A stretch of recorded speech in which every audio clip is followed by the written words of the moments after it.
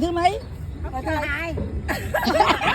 Nó đụng hai cái chân chung ngay ra nó mới Rồi đây bạn Toàn dạy bức cha cha cho học trò đời thứ hai.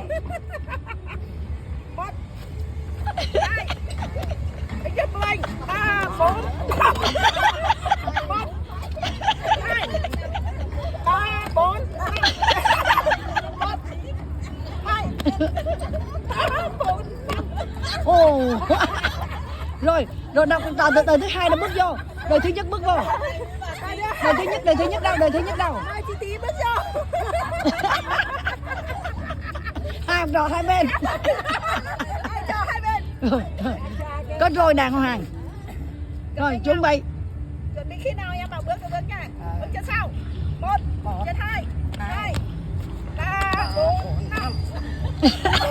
đụng cái chân kia. Ba, bốn, năm. Ai? Ba trái lên cái bộ